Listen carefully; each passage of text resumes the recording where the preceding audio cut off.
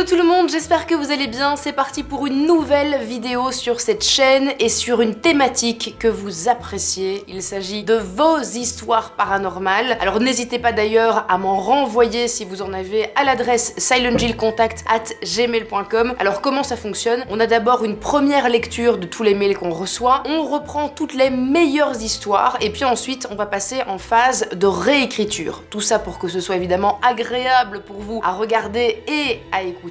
On y ajoute une petite touche de romance, mais très légère. On garde vraiment le côté authentique. On est donc sur des histoires paranormales basées sur des faits réels. Juste avant de commencer cette vidéo, j'aimerais vous parler et remercier notre sponsor du jour, Seili. Alors Seili, c'est une application qui vous permet de télécharger une eSIM, c'est-à-dire une carte SIM virtuelle. Vous pouvez l'installer directement et facilement sur votre téléphone, iPhone, Android, et accéder à Internet dans plus de 150 pays sans tracas. En fait, Seili, c'est super pratique. Ça vous évite de vous rendre physiquement dans un magasin pour acheter une SIM locale, pas de galère à essayer de trouver un Wi-Fi, et ça vous évite aussi des frais d'itinérance exorbitants. Et vous avez d'ailleurs même droit à une assistance 24 heures sur 24, 7 jours sur 7. En plus, c'est super simple d'utilisation. Il vous suffit de vous rendre sur le site de Seili, télécharger l'application et l'installer directement sur votre téléphone. Après avoir choisi votre forfait, l'installation de l'eSIM se fait directement depuis l'application et vous êtes prêt à partir. Je l'ai d'ailleurs personnellement testé lors de mon voyage en Thaïlande en juillet dernier et ça fonctionne super bien, le setup est vraiment très simple. Si vous êtes des amoureux du voyage comme moi, Seili pourrait bien devenir votre nouveau compagnon de route et en plus, avec mon lien en description, vous allez bénéficier de 15% de réduction exclusive sur votre forfait, donc n'hésitez pas à l'essayer, c'est cadeau.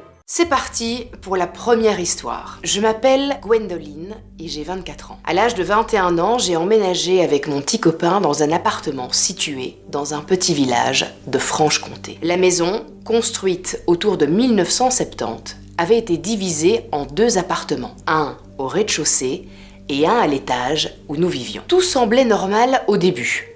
Mon copain travaillait de nuit, me laissant souvent seule dans l'appartement. C'est là que les choses ont commencé à devenir étranges. Chaque fois que je me retrouvais seule, j'avais l'impression d'être observée, de sentir une présence derrière moi. Mon chat, lui aussi, semblait mal à l'aise. Il se mettait parfois à feuler et à se cacher sans raison apparente. Les nuits étaient particulièrement troublantes. Chaque fois que je commençais à m'endormir, des bruits retentissaient dans les murs et le plafond. C'était comme si quelque chose ou quelqu'un essayait de communiquer ou de se manifester. Je pensais devenir paranoïaque jusqu'à ce que les choses s'aggravent. Un soir, alors que je me détendais devant la télévision, j'ai soudainement ressenti une douleur intense au ventre et je me suis précipitée aux toilettes. C'est là que j'ai entendu un bruit étrange provenant de la trappe du grenier. J'ai d'abord pensé qu'il s'agissait d'un animal, mais les grattements sont devenus de plus en plus forts.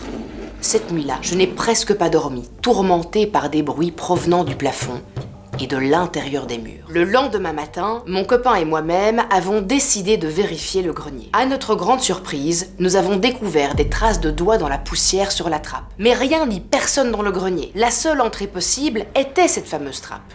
Les nuits suivantes, les bruits ont continué et j'ai commencé à faire des cauchemars terrifiants, à ressentir des paralysies du sommeil accompagnées de cris de femmes. Une des portes du couloir s'ouvrait toute seule et j'apercevais parfois une silhouette noire du coin de l'œil, qui disparaissait dès que je me tournais pour la regarder. Les images religieuses que j'avais placées dans l'appartement tombaient et celles de la cheminée se retrouvaient mystérieusement au centre, comme prête à être brûlée. Un soir, en nous préparant à nous coucher, nous avons trouvé le lit trempé. Une grosse flaque d'eau émanait du matelas. Nous avons vérifié le plafond et le sol, mais aucune fuite n'était visible. En désespoir de cause, j'ai placé mon collier avec une croix catholique sur la tâche. Quand nous sommes revenus 5 minutes plus tard, l'eau avait mystérieusement disparu. Le matelas était complètement sec. Comment une telle tache d'eau avait pu-t-elle s'évaporer si rapidement et sécher en un rien de temps? Effrayés, nous avons décidé de dormir dans le salon cette nuit-là. Mais même là, les événements paranormaux ne nous laissaient pas en paix. Je me suis réveillée en sursaut à cause du bruit d'une pince de cuisine qui claquait sans arrêt. Quand j'ai réveillé mon copain, le bruit s'est arrêté net. Une deuxième fois, nous avons trouvé de l'eau dans le lit, juste à côté de mon copain endormi.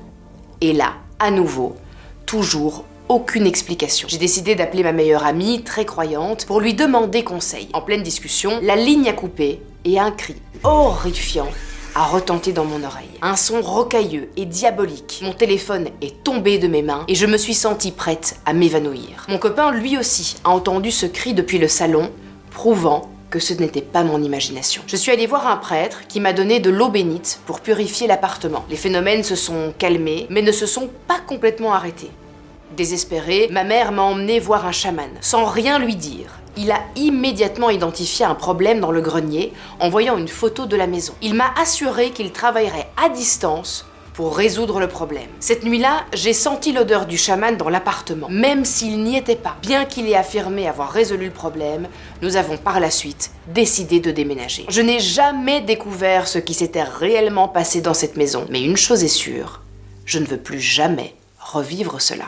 Voilà donc pour cette première histoire. Alors pour la seconde histoire, pas d'écrit, mais une vidéo les amis. J'ai une abonnée qui m'a envoyé une vidéo qui est particulièrement troublante et qui, possiblement, prouverait l'existence des entités. Cette abonnée m'avait contacté il y a déjà quelques mois en m'envoyant cette vidéo. C'est une vidéo que sa maman, qui travaille dans une banque, a réussi à récupérer des images de surveillance. Donc pour bien vous imaginer la chose, on est sur un point de vue d'une caméra de surveillance qui filme l'entrée de la banque. Je vais visionner la vidéo en même temps que vous pour qu'on puisse l'analyser ensemble et vous allez voir, c'est très perturbant. Alors regardez bien derrière la porte de droite, on voit très distinctement une ombre noire. Alors ce qui est très bizarre, c'est que cette ombre va vraiment grandir et on dirait vraiment quelqu'un qui est en train de regarder s'il y a quelqu'un qui se trouve à l'intérieur de la banque. Je tiens à préciser qu'à ce moment-là, il n'y avait personne d'autre dans la banque. Le lieu est vide. Je pense qu'il doit y avoir uniquement les employés, mais qui sont derrière leur bureau. Il y a uniquement la caméra qui filme, mais on voit qu'il n'y a pas de réelle personne qui rentre dans le bâtiment. Sauf qu'on voit cette ombre qui se met vraiment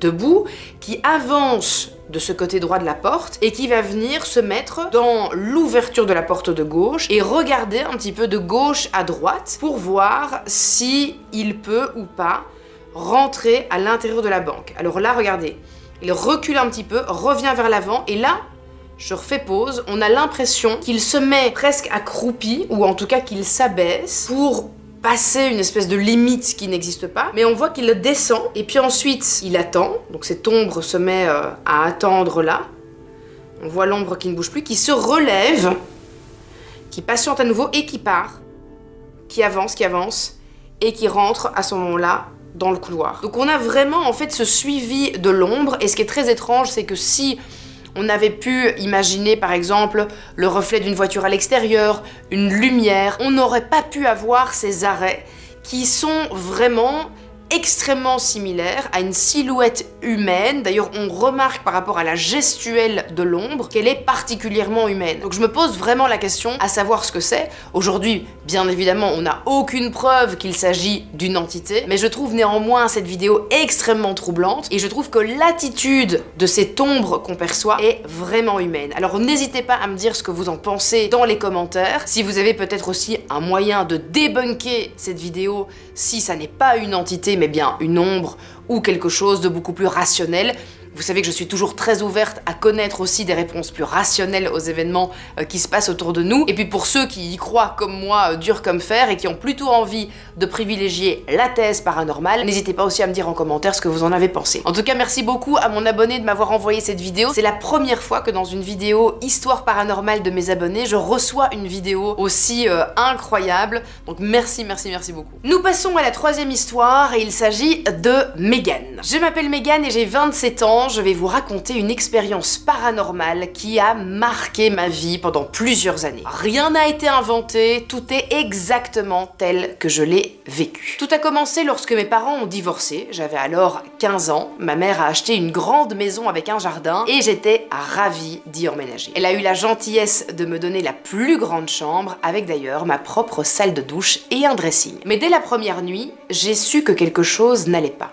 Il était environ 5 h du matin quand je me suis réveillée en sursaut, alertée par un bruit dans ma chambre. J'ai allumé ma lampe de chevet et je me suis assise sur le lit, essayant de comprendre ce qui se passait. J'entendais des bruits de pas lourds, comme si quelqu'un marchait avec de grosses bottes, se déplaçant autour de mon lit. Ça a duré plusieurs minutes et j'étais tétanisée, incapable de faire quoi que ce soit à part écouter.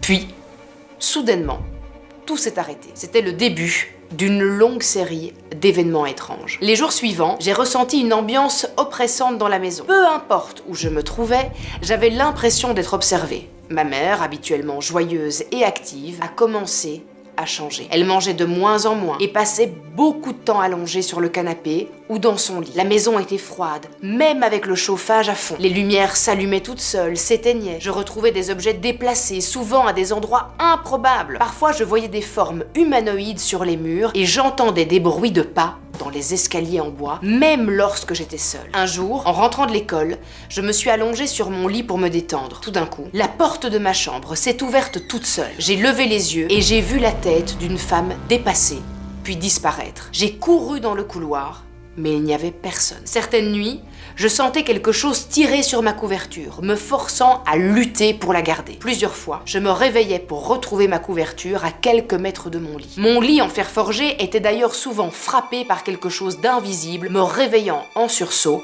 à cause du bruit résonnant sur le fer. Après plusieurs mois dans cette maison, j'étais épuisée, vidée de mon énergie. Ma mère, quant à elle, ne pesait plus que 40 kilos pour 1,60 m. Et elle était constamment triste. Elle n'aimait pas la maison, mais se forçait à travailler pour subvenir à nos besoins. Je n'osais pas lui parler de mes expériences paranormales, de peur de l'inquiéter davantage. Un soir, alors que j'étais assise à mon bureau, j'ai ressenti un énorme malaise. En me tournant vers ma salle de douche, j'ai vu une femme dans l'encadrement de la porte, me fixant avec un regard glacial.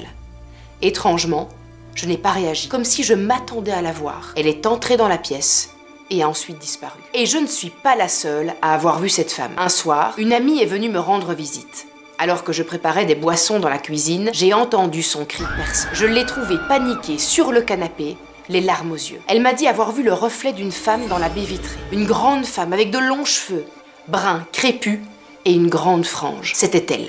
La même femme que j'avais vue. Mon amie a refusé de passer la nuit chez moi et elle a demandé à sa mère de venir nous chercher. J'ai fini par dormir chez elle ce soir-là. Après 3 ans de calvaire, ma mère a enfin décidé de vendre la maison.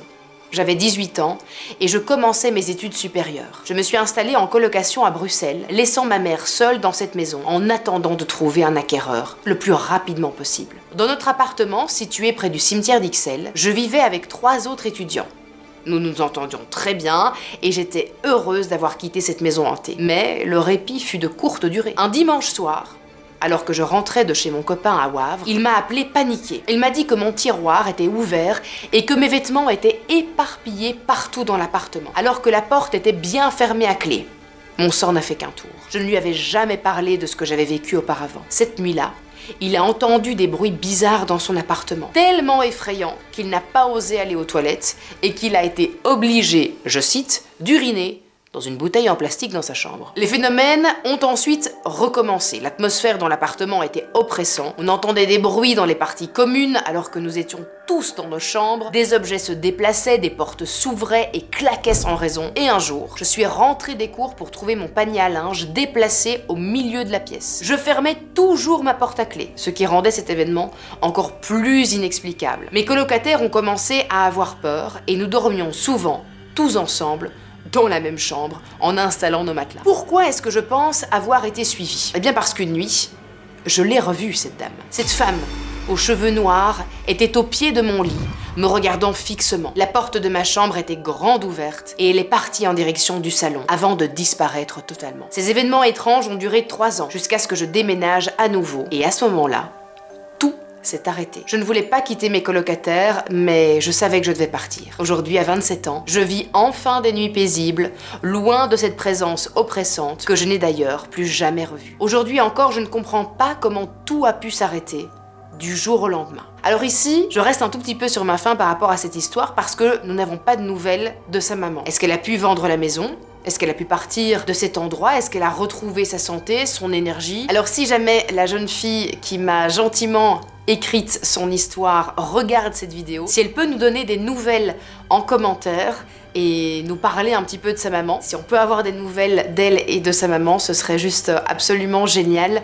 Alors n'hésite pas à nous laisser des petites nouvelles. Place maintenant à l'histoire de Lily. L'année dernière, nous dit-elle, j'ai pris une année sabbatique et je suis partie vivre en Bretagne avec 2 amis dans la maison de vacances des parents de l'un d'eux. J'ai toujours eu une sensibilité particulière aux choses invisibles, héritée de ma grand-mère paternelle. Dès notre arrivée, j'ai ressenti une étrange dualité, à la fois un immense bien-être et une profonde perturbation. Quelque chose clochait, mais je ne me sentais pas particulièrement en danger. Tout a commencé un jour où nous sommes allés faire des courses.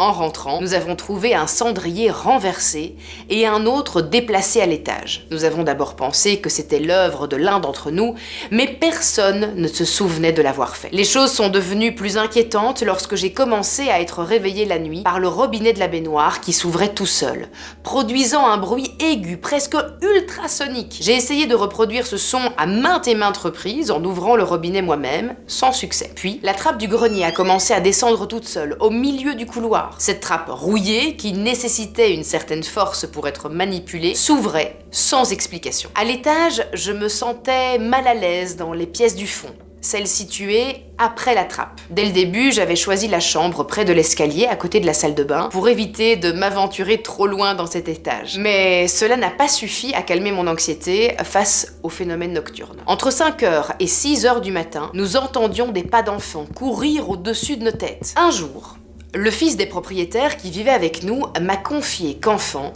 sa porte s'était ouverte toute seule, la poignée s'abaissant avant de se refermer violemment, au point de casser le cran de la serrure. Nous avons donc décidé de faire appel à un ami pour tenter de communiquer avec l'entité. Nous sentions sa présence, même si certains du groupe étaient quelque peu sceptiques au début. Mais les manifestations étaient devenues trop nombreuses pour être ignorées. Nous avons commencé la séance un soir. Juste avant, nous étions en train de jouer au dé, et c'est important de le mentionner, parce que pendant la séance, l'un des gars qui était avec nous a entendu le robinet de l'étage couler, goutte à goutte, avec une résonance inhabituelle. Tout le monde l'a entendu, mais ce n'était pas la réponse que nous cherchions. Puis, un cri d'une fillette est monté de l'étage. Un cri entre joie et tristesse, comme si elle était heureuse que nous essayions de communiquer avec elle.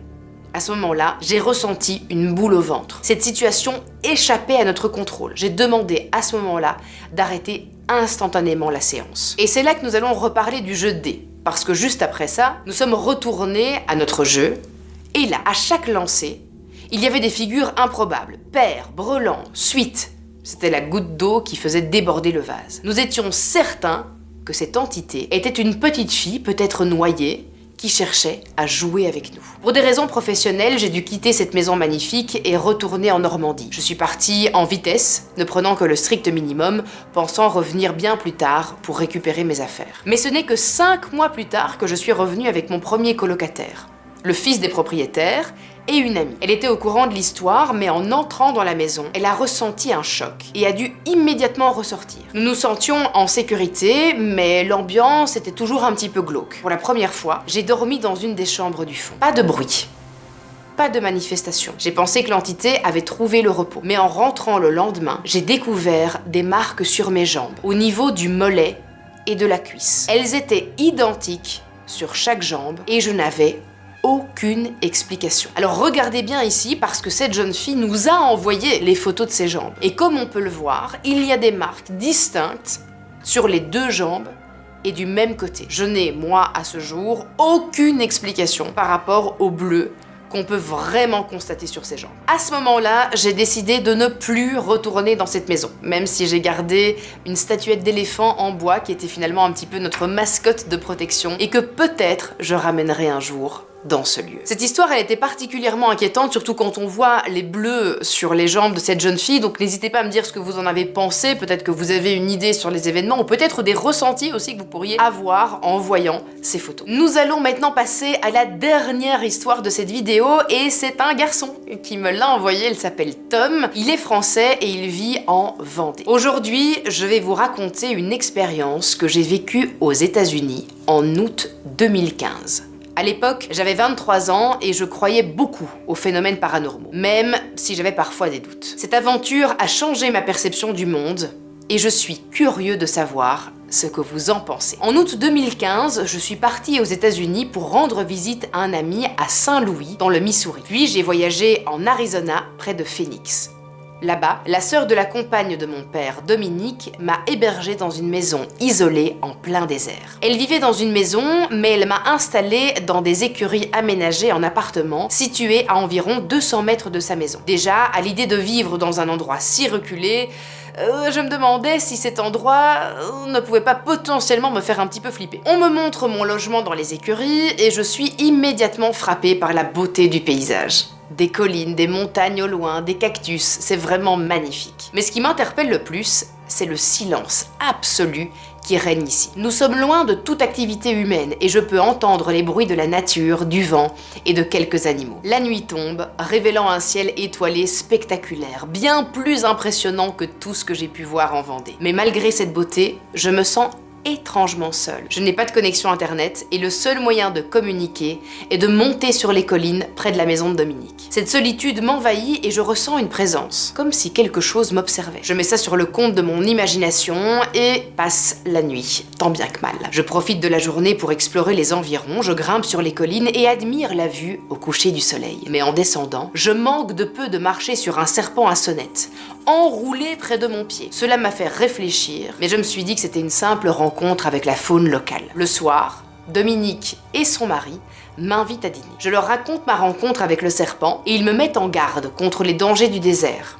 La soirée se passe bien, mais une fois de retour à mon logement, je ressens à nouveau cette étrange sensation d'être observée. J'allume la lumière du corridor pour me rassurer et passe une autre nuit difficile, en proie à une chaleur étouffante. Après une journée tranquille, je m'installe sur la colline et me connecte à internet pour profiter de la soirée. Je vois deux yeux de félin brillants dans le noir à une 50aine de mètres. Pensant qu'il pourrait s'agir d'un puma, je décide de retourner à toute vitesse à mon logement pour la nuit. Je préfère faire face à mes fantômes plutôt que de risquer une rencontre dangereuse avec un animal sauvage. Je passe ensuite la journée avec une voiture que j'ai louée ce jour-là pour continuer mon voyage. Pendant le dîner suivant, Dominique me raconte des histoires paranormales qu'elle a vécues. Elle parle de placards qui claquent, de voix amérindiennes entendues près de son garage et d'autres phénomènes étranges. Curieux, je lui demande si elle a ressenti quelque chose dans mon logement. Elle me répond que non, même si en regardant bien son visage, j'ai quelque peu l'impression qu'elle me ment. Je retourne dormir dans les écuries, encore une fois en allumant la lumière pour me rassurer. Rien de concret ne se passe, mais cette sensation désagréable de ne pas être seule persiste. Le lendemain, je pars dès l'aube, prêt à continuer mon voyage vers le Grand Canyon et voir d'autres destinations. Après 10 jours de voyage, où j'ai dormi principalement dans ma voiture, je reviens chez Dominique. Bien que je puisse dormir à nouveau dans l'appartement des écuries, je préfère rester dans ma voiture. Une fois rentrée en France, je repense souvent à ce séjour et aux histoires que Dominique m'a racontées. Restant un petit peu sur ma faim, je décide de la recontacter par Skype et je lui demande à nouveau si elle n'a vraiment rien ressenti dans mon logement. Elle admet alors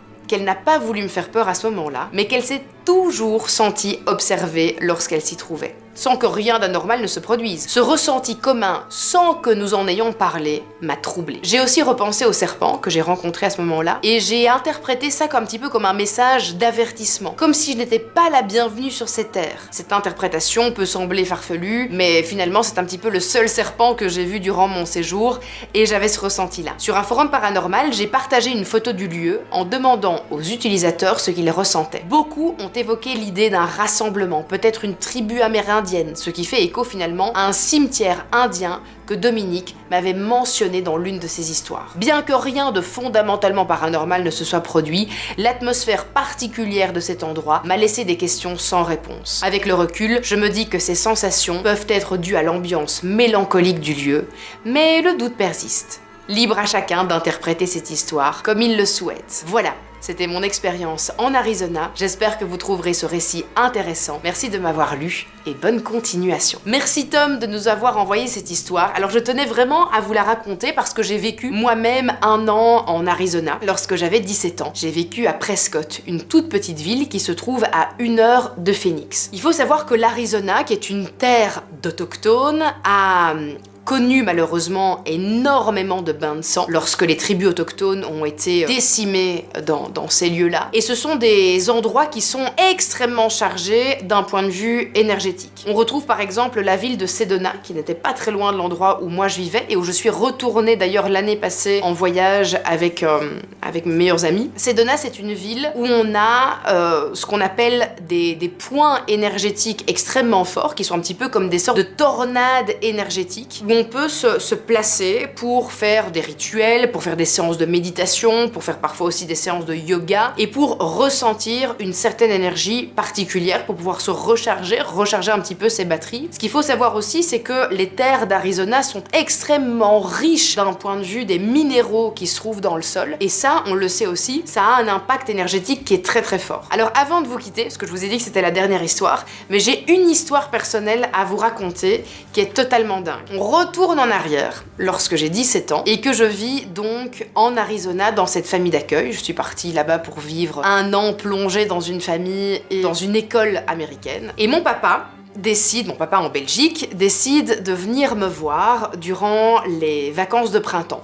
Donc on est durant les vacances de Pâques. Il vient me voir et mon papa adore faire de la randonnée, il adore se balader, faire des longues balades en forêt, il vit lui-même dans un domaine incroyable où il passe sa vie à se balader. Moi, à ce moment-là, à 17 ans, je vous avoue que faire des promenades, c'est pas trop mon kiff. Et mon papa décide d'aller se balader, pas très loin de la maison où j'habitais, mais j'étais quand même dans un lieu assez désertique, donc il y avait des maisons, et puis si on prenait la voiture et qu'on faisait 10-15 minutes de route, on pouvait arriver très facilement dans des étendues qui pouvaient faire des kilomètres et des kilomètres. On pouvait facilement se perdre, surtout s'il faisait chaud, ça pouvait être vachement dangereux parce qu'on était carrément dans des canyons, quoi. Donc mon père décide de partir tout seul.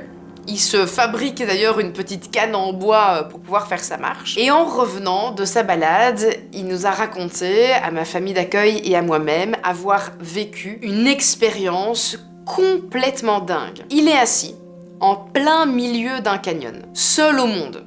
Il n'y a personne à des kilomètres. Il peut voir toute la vallée autour de lui et il est assis en tailleur sur ce rocher et il profite de la vue. Et là, soudainement, derrière lui, il entend quelqu'un. Il se retourne et il voit un autochtone.